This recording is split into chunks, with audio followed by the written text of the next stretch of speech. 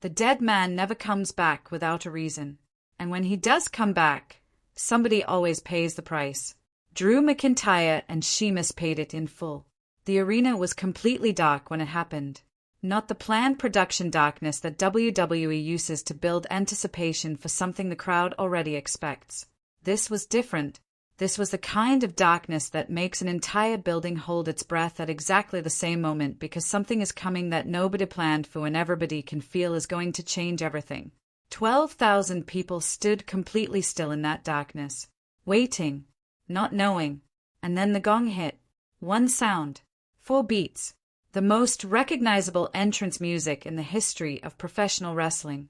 And 12,000 people who had been standing completely still 1 second earlier completely lost their minds the next second. Not because they were performing a reaction for the cameras. Because their bodies responded before their brains could even process what was happening. That is what The Undertaker does to a crowd. That is what The Undertaker has always done. He does not get a reaction. He commands one. He pulls it out of people whether they are ready for it or not. But here's the thing that made this moment different from every other Undertaker return in recent memory. When the lights came back on, he was not alone. Standing right beside him shoulder to shoulder with the same energy and the same absolute authority was Roman Reigns, the tribal chief, the most dominant force in modern WWE history, standing next to the most legendary force in WWE history. 2 generations of complete domination united in one single image that the entire wrestling world was completely unprepared to see. And across the ring from them stood Drew McIntyre and Sheamus, 2 of the toughest, most dangerous, most battle-hardened warriors on the entire WWE roster. Men who have made entire careers out of being afraid of absolutely nothing and nobody. Men who walk into every fight believing they can beat anyone on this planet. They looked afraid.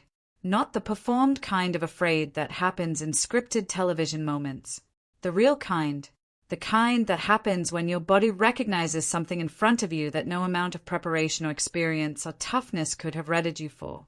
Stay right here until the very last second of this video because what happened next in that ring goes far deeper than a tag team match result. This was one of the most significant moments professional wrestling has produced in years, and you need every single layer of it. Drew McIntyre and Sheamus did not just lose that night. They were destroyed. Systematically.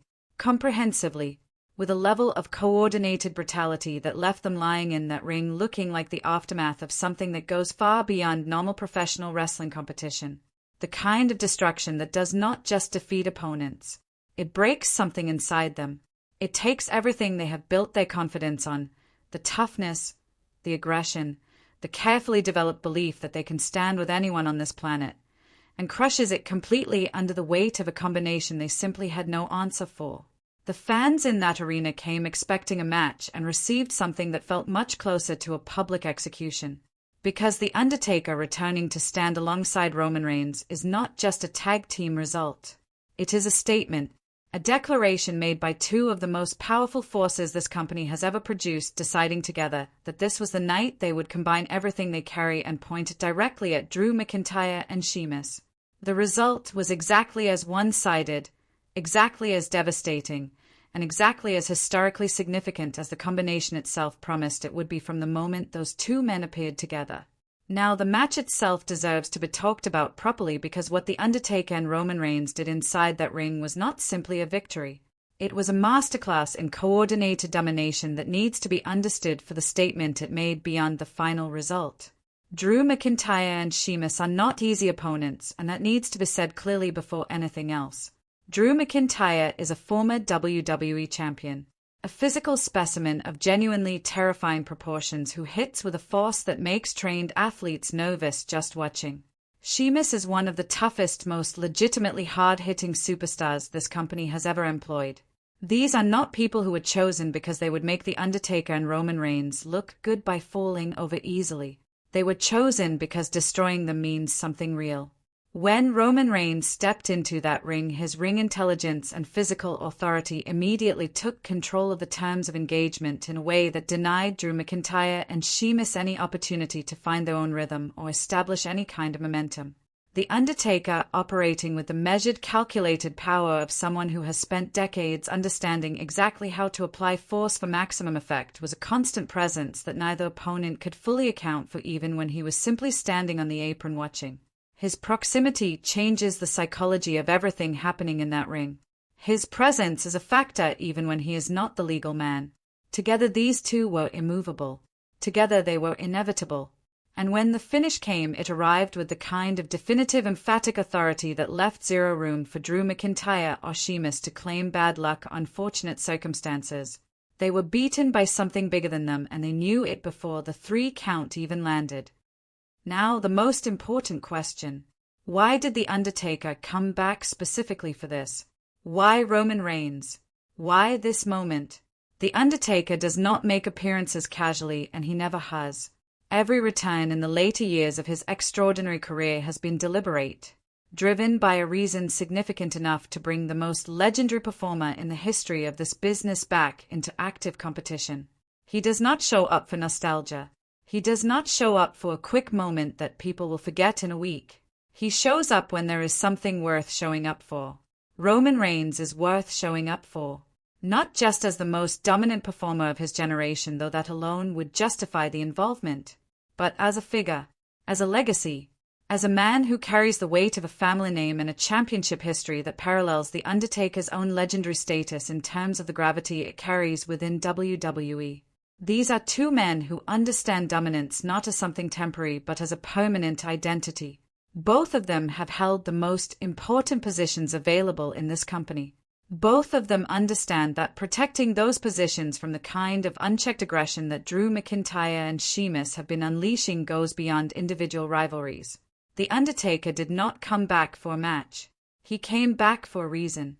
Roman Reigns is that reason. The fallout from this moment reaches far beyond Drew McIntyre and Sheamus. It sends a message to every single superstar currently operating in WWE that the landscape just changed in a way that is fundamental and deeply uncomfortable. Drew McIntyre has spent months operating with a level of confidence and aggression that suggested he believed himself to be beyond the reach of any real consequence. He has been reckless.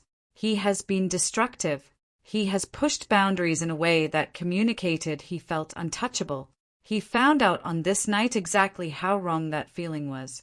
And every other superstar watching from backstage or from home is doing the same calculation right now, measuring themselves against the combination of The Undertaker and Roman Reigns, arriving at the same uncomfortable conclusion that Drew McIntyre and Sheamus arrived at physically in that ring. There is no winning that matchup. There is no preparation adequate for what those 2 men bring together.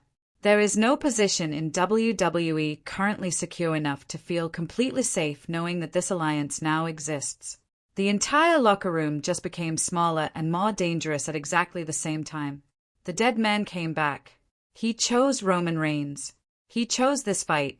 And Drew McIntyre and Sheamus found out in the most direct and most permanent way possible exactly what that choice means for anyone standing on the wrong side of it. The Undertaker has returned. The tribal chief has his most powerful ally, and professional wrestling will never look exactly the same again. This is Ring Rumble 1, and this story is only just beginning.